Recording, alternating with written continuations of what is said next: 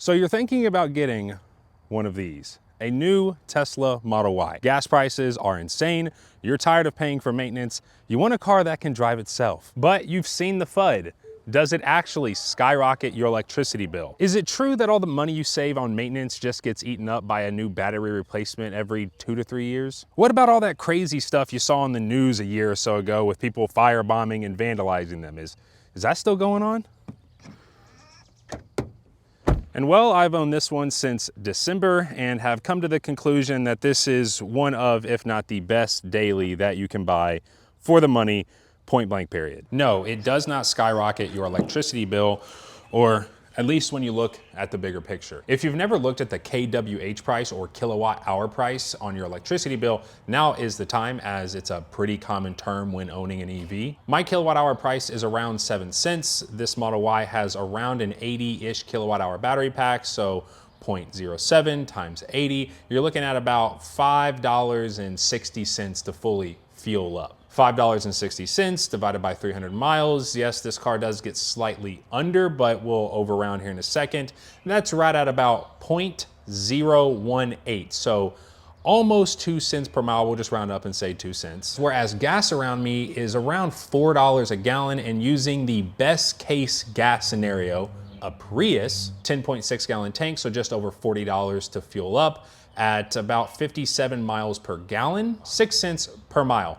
3 times this car, and well, you're willingly driving a Prius. I drive about 1,000 miles per month, so let's just say 4 full charges, that's $22.40, or just round up and say 25 bucks for the month. Versus the Prius, which while it can get, about 550 miles on a single tank, you're gonna need 2 tanks, $4 a gallon, that's $80. Skyrocket is subjective. My house's electricity bill, not during the winter, is like $200 a month, so an extra $25 I would not consider skyrocketing, but you may. However, it doesn't matter if you consider it skyrocketing, because your gas bill is now 0, which is going to severely offset whatever the increase in your electric bill is going to be, which people seemingly always leave out when they're shouting about, oh, you buy an EV and now your electric bill is going to go away. Yeah, but your gas bill is now 0. So it doesn't matter if my electric bill went up $100, $200, because if I'm driving that much, then more than likely my gas bill was $400, $500, $600 a month.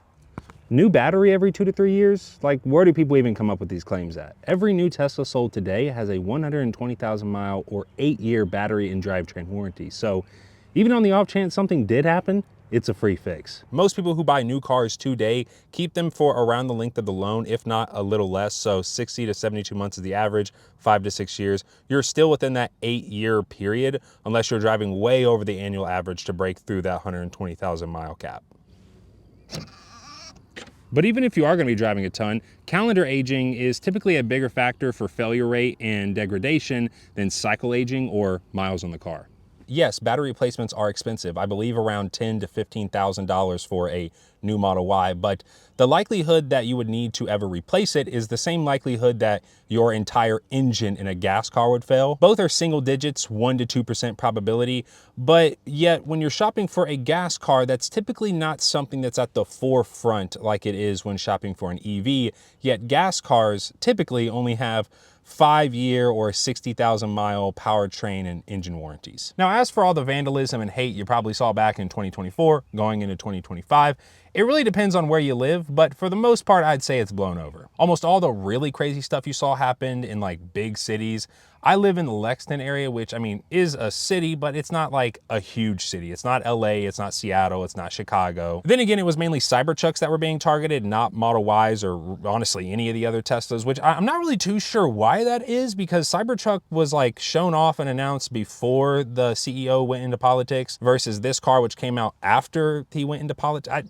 You think you target the ones that came after, but nonetheless, I've never gotten any hate in this car. And I do actually have PPF, as you can see here. It's a DIY kit from Drive Protected. I'm linked down below along with a discount code. And they actually have a vandalism guarantee. So if something happens, someone keys your car, whatever it is, and the paint protection film saves it, you send in the Sentry Mode footage and they take care of you. I also think another reason the vandalism and hate have died down is because, and I guess I'm getting ahead of myself here because this is one of the things I really like about this car, Sentry Mode. A lot of people know about about Century Mode now. These cars are filming 24/7, 360 degrees all around the car. You cannot even approach this car without being recorded. Now, the first thing I like about this car, and is actually one of the biggest differences, probably the first difference that you'll notice when you go to test drive one of these versus a gas car, the one pedal driving.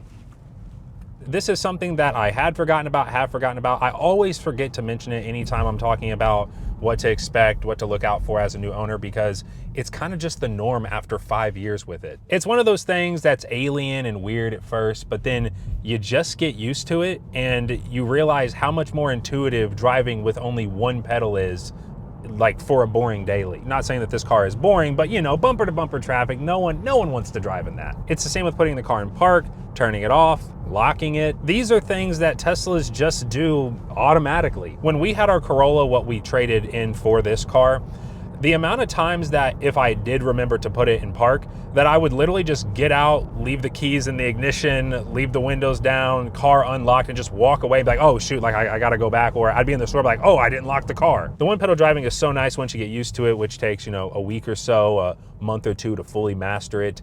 And because the regen braking is slowing you down, putting energy back into the battery pack, that means you almost never actually touch your brake, which leads into the second thing I really like about this car, the no maintenance. No brake pads, rotors, spark plugs, run-in period when you first get it, no oil changes, literally nothing. And the few things that you do need to do actually get auto-tracked right here within the app. Things like windshield wipers, air filters, you know, stuff that gas cars need as well, but just not the big expenses. Assuming you have home charging where it's really cheap and already part of your electricity bill, your monthly expenses on this car are gonna be the car note, if you have one, and your insurance. Now the third thing, and actually one of the big selling points when I bought my first Tesla, the tech. The software, the updates, the self-driving, well actually the self-driving is so good that we'll talk about that separately next. I've always been a car guy. My first car was a Mustang. My next car, assuming my R2 reservation is toward the back of the line, will be a twin turbo inline six. But I've also always been a tech guy. Actually, that's how I originally found YouTube back in like, I think 2009, Techno Buffalo, all those people. So a Tesla was the obvious choice, and well, we're 5 years later now, so obviously I've really liked it. If you would have told me 10 years ago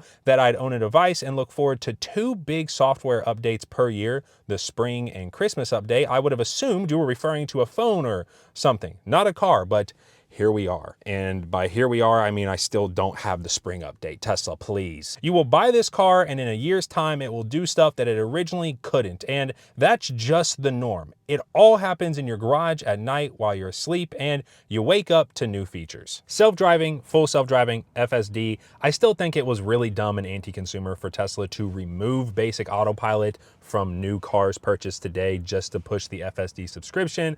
But looking past that, not forgetting about it, I still want to mention, I'll probably still always mention it and say how stupid it was. Yeah, FSD is second to none. I have a destination in here that's 14 minutes and 6.4 miles literally across town. I'm gonna push a button, and if I could bet money right now that this would do it with zero, you know, disengagements, me taking over, whatever, I totally would too. I have a ton of videos on FSD. I'm sure everyone here watches Dirty Tesla. FSD has been so good since V13 hardware 4, you know, because you always heard for years, you know, oh, full self-driving, unsupervised, the next year. Elon always said next year. And so a lot of people have this boy who cried wolf feeling around it, but I'm telling you, when people ask, okay, so when did it become good? V13, hardware 4. And it's hard to describe. Of course, I've had full self-driving. I was a beta tester back when you had to like go through the score or whatever. I've had full self-driving for like 5 years now, so I'm pretty used to it. But if you've never experienced it, like being behind the wheel and it just doing everything for you, it's something you just need to experience. You know, you heard for years people saying, oh, I won't buy a car without FSD. And in reality, FSD fucking sucked, man. It was so bad. Like it was a gimmick. It was, you were babysitting a 14-year-old trying to drive a car. But we're at a point now where it's no longer like that. You always heard people making jokes about how, oh, FSD is not an actual like reason to buy the car. And a nice little C7 up there. But now oh, I hear it too. But now it's a legitimate reason to buy the car, and it's not something that I'm going to clown people for saying anymore. In fact, I hope we eventually see, you know, like the real big car reviewers and stuff that have their scoreboards include a like assisted driving section, because so many people rely on and use assisted driving, especially Tesla's full self-driving. I've still yet to touch the wheel. And then finally, the hatch style opening and storage space. 75 total cubic feet worth of storage space throughout this entire car. You have roughly 30 cubic feet back here in the rear with the seats upright. You can then fold the seats down and they are automatic, which is one of the most convenient things ever. It auto moves the front seat. You all have seen all this. If you're on the fence, you probably already know this, but it is really, really nice. The front trunk is another 4.1 cubic feet, and unlike my S and 3 is actually usable. It's actually not that much bigger on paper. It's 4.1 versus those that are 3.1, but it just feels twice as deep. Now Tesla, if we could just add the automatic hands-free front trunk that the S has, I could have swore this car had it because I thought it was a front bumper thing.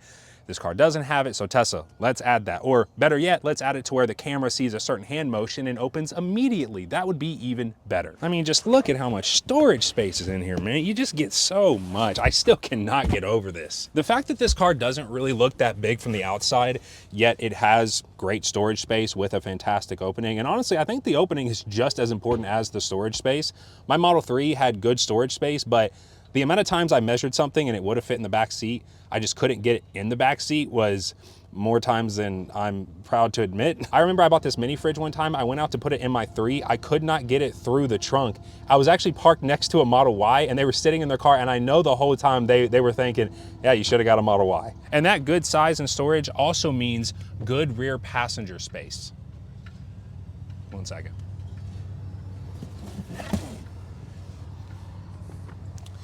And I don't just mean for kids. 6 foot, 240, I fit great. Good leg room. You all probably can't see, but I can put my feet up and under. I'm comfortable back here, and you can actually recline these seats too. Not much, but something. Yeah, there's other things I like about this car. I love how big these pockets over here on the side are. The simplistic interior for daily driving. I think it drives and handles really well for an SUV. This is the performance, so you do get the adaptive suspension, which lets you swap back and forth between standard, which, you know, is just as comfortable as a non-performance, or you can tighten everything up, less body roll, all that, put it into the sport mode. You know, in comparison to a gas SUV, engine in the front, this is big battery, down low, super low center of gravity. I think it drives really well. Look at that Quicksilver Model Y over there. You know, I still think Legacy Y looks good. I still think Legacy Y looks good. And I could sit here for the next 10 minutes talking about everything, but, you know, I think if you're on the fence, as someone that's owned one now for 5 months, I think that you'll be happy getting off. Now, if you were on the fence getting a Model Y, what was the pushing factor for you? Like, what made you finally say, let's just do it? Thank you all so much for watching. If you are new around here and you want to see more Tesla-related stuff in your YouTube feed, then feel free to subscribe. And I will see you all. Hey, look, another, wait, is that a standard Y? No, it's not. It's a normal Y. And I'll see you all in the next one. Yeah, like I said, Model Ys are everywhere now. Oh my God, wait, it's parked up next to an electric scat pack. At least I think that's what they're called.